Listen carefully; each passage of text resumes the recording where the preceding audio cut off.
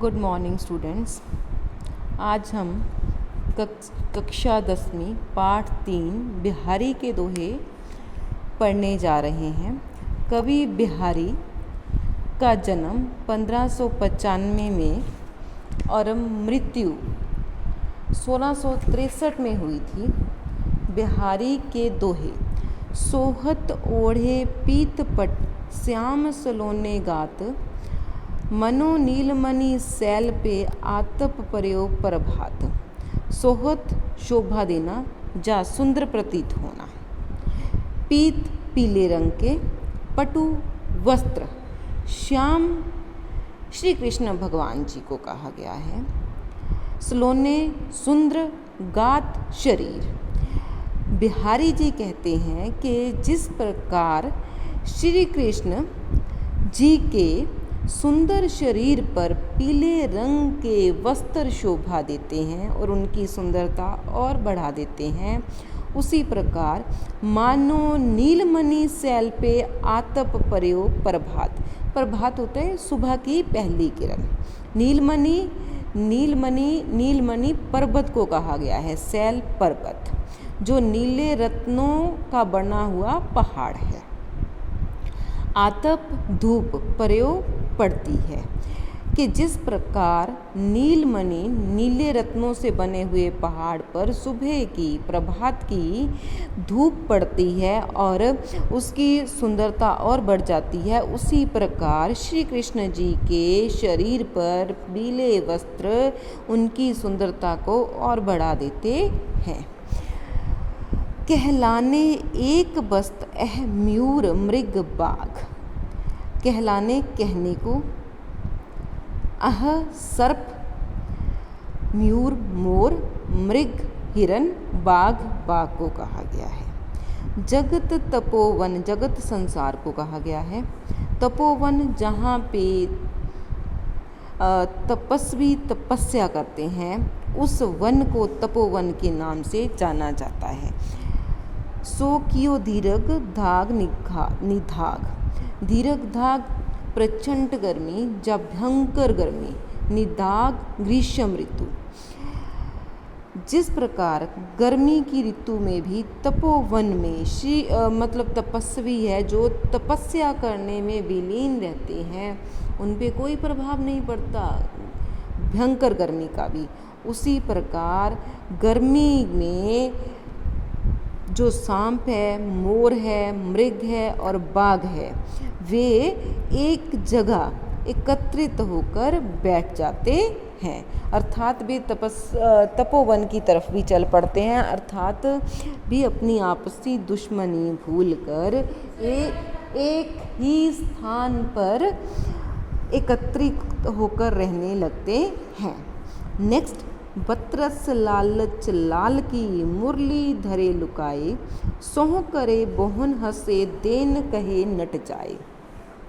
यहाँ पे श्री कृष्ण और गोपियों के बीच में वार्तालाप का वर्णन किया गया है कि गोपियाँ क्या करती है, बतरस लालच, श्री कृष्ण जी से बातें करने के लिए उनके मन में हमेशा लालच रहता है और इस कारण के लिए वो क्या करती है, लाल श्री कृष्ण जी की मुरली बांसुरी धरी लुकाई, छिपा लेना। सो कहे भोन हंसे, फिर जब श्री कृष्ण जी उनसे बांसुरी मांगते हैं तो वे झूठी सुगंध खा लेती है। बोहन हंसे, बोहन होती है आईब्रोज, और आईब्रोज अपनी चढ़ा चढ़ा के हंसना शुरू कर देती है। दे न कहे नट जाए, नट होता है मना करना। अगर फिर श्री कृष्ण जी उनसे बांसुरी मांगते हैं तो वे उसे मना कर देती है। अर्थात क्या है इसका भाव कि जो गोपियाँ हैं वो श्री कृष्ण जी से बातें करना चाहती है, जिसके कारण वे क्या करती है, उनकी मुरली है जो बांसुरी है उसको छिपा लेती है। और जब श्री कृष्ण भगवान जी उनसे बांसुरी मांगते हैं तो वे झूठी सुगंध खाकर मना कर देती है और अपनी आईब्रोज चढ़ा चढ़ा के हंसती है और उनको बांसुरी देने से ही इनकार कर देती है। नेक्स्ट है, कहत नटत रींझत खिंजत मिलत खिलत लज्जात। भरे भोन में करत है नैनन ही सब बात। नैनन आँखों को कहा गया है, भोन भवन को कहा गया है, भरे जहाँ पे लोग बहुत ज़्यादा मात्रा में उपस्थित होते हैं। यहाँ पे बिहारी जी ने प्रेमी और प्रेमिका का वर्णन किया है कि किस प्रकार क्या होता है कि जो आँखें हैं हमारी वो उस मतलब हमारे आँखें हैं जो अनेकों भाव प्रकट करती है, जैसे लज्जात शर्माने के, खिलत हंसने के, मिलत मिलने के, खिजत रूठ जाने के, ठीक है, रींझ जाने के, नटत मना करने के, कहत कहने के। ये सारे भाव कहाँ से व्यक्त होते हैं? हमारी आँखों से। और आँखें क्या है? भरे भोन में करत है नैनन ही सब बात। जब जो भवन है जो लोगों से भरा होता है तो प्रेमी और प्रेमिका क्या करते हैं? उस भरे भवन में आँखों के माध्यम से ही अपने मन की बात दूसरे तक, प्रेमी प्रेमिका तक और प्रेमिका प्रेमी तक पहुंचा देती है। नेक्स्ट, बैठ रहीयत संग न बन, पैठ सदन तन माहे, देख दोपहरी जेठ की शाओ चाहत शाय। यहाँ पे शाओ छाया का वर्णन किया गया है। जेठ है ज्येष्ठ के महीने का वर्णन किया गया है जो जून मिड से स्टार्टिंग होता है। यहाँ पे बहुत ज़्यादा मात्रा में गर्मी पाई जाती है। जो जेठ का महीना है उसमें बहुत ज़्यादा गर्मी पाई जाती है। संघन क्या होता है? घना। बैठ जाना। सदन किसको कहा गया? घर को। तन शरीर को, ठीक है। माहे में दोपहर के समय क्या होता है? जो लोग होते हैं वो अपने आप को चाहे स्वयं को अपने घर के अंदर सिमट कर रख लेते हैं क्योंकि धूप के कारण वे बाहर नहीं निकल पाते। देख दोपहरी जेठ की शाहो चाहत शाय। और जेठ के महीने में धूप इतनी ज़्यादा तेज़ होती है, जिस प्रकार व्यक्ति स्वयं को अपने घर में छिपा कर रख लेते हैं, उसी प्रकार जो छाया होती है उस गर्मी और धूप के कारण अपने लिए और छाया ढूंढने का प्रयत्न करती है। नेक्स्ट, कागज पर लिखत न बनत कहत संदेश लजात, कहिए सब तेरे हिय मेरे हिय की बात। यहाँ पे भी बिहारी जी ने प्रेमी और प्रेमिका का ही वर्णन किया गया है। प्रेमी और प्रेमिका का मतलब ये नहीं है कि प्रेमी और प्रेमिका, यहाँ पे भगवान और शिष्य के रूप में भी प्रेमी प्रेमिका का वर्णन किया गया है। प्रेमी उस रूप में भी हम उनको लिखे जा सकते हैं, ठीक है। कागज पर लिखत न बनत कहत संदेश लजात, कहिए सब तेरे हिय मेरे हिय की बात। जहाँ पे बिहारी जी कहते हैं कि कुछ बातें होती है जो कागज क्या होता है? कागज़ पर लिखकर, कौन सी बातें हैं? वो अपने मन की बातें होती हैं।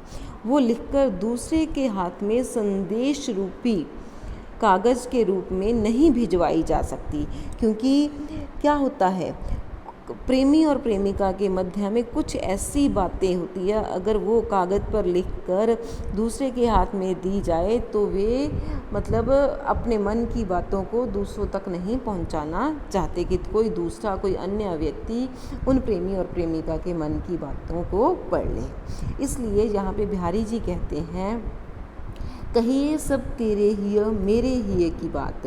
वो प्रेमी और प्रेमिका की आपसी अंडरस्टैंडिंग का वर्णन करते हैं कि अगर तुम्हारा हृदय मेरे हृदय की बात स्वयं ही समझ लेता है और मेरा हृदय तुम्हारे हृदय मन की बात स्वयं ही समझ लेता है, तो हमें कागज़ पर लिखकर संदेशा पहुंचाने की ज़रूरत ही नहीं पड़ेगी। नेक्स्ट, प्रगट भये द्विराज कुल सुबस बसे ब्रज आई। हाँ जी, प्रगट पैदा होना, द्विराज ब्राह्मण कुल वंश, ठीक है। फिर ब्रज जगह का नाम है। यहाँ पे श्री कृष्ण जी का वर्णन किया है कि उनका जन्म ब्राह्मण कुल में हुआ था और फिर बाद में आकर वे ब्रज में बसने लगे थे। मेरे हरो क्लेश सब, क्लेश दुख दर्द कष्ट। केशव केशव राय, केशव श्री कृष्ण जी को कहा गया है। केशव राय थे जो वे बिहारी के स्वयं के पिता थे, अपने पिता थे। जो श्री कृष्ण जी थे उनका जन्म ब्राह्मण कुल में हुआ था, उसके बाद वे ब्रज में आकर बसने लगे थे। फिर बिहारी जी अपने परमात्मा और अपने पिता, जहाँ पे उन्होंने अपने परमात्मा और पिता को एक समान दर्जा दिया है, ठीक है, और उन्होंने अपने पिता और परमात्मा से प्रार्थना की है कि आप मेरे दुख दर्द कष्टों को दूर करने का प्रयत्न करो। नेक्स्ट, जप माला शापे तिलक सरे न एको काम, मन कांचे नांचे वृथा सांचे राचे नाम।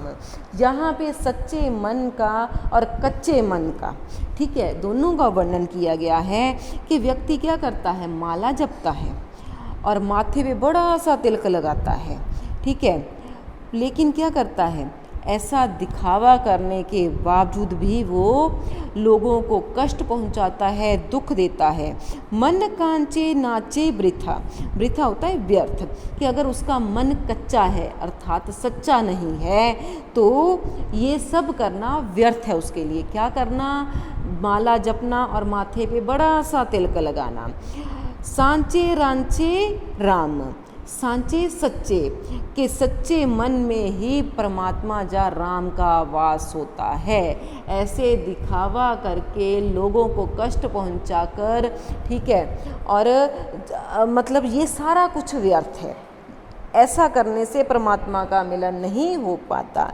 परमात्मा का मिलन सिर्फ उसी व्यक्ति को होता है जो व्यक्ति सच्चे मन से अपने प्रभु की आराधना करता है, किसी प्रकार का कोई दिखावा नहीं करता। धन्यवाद।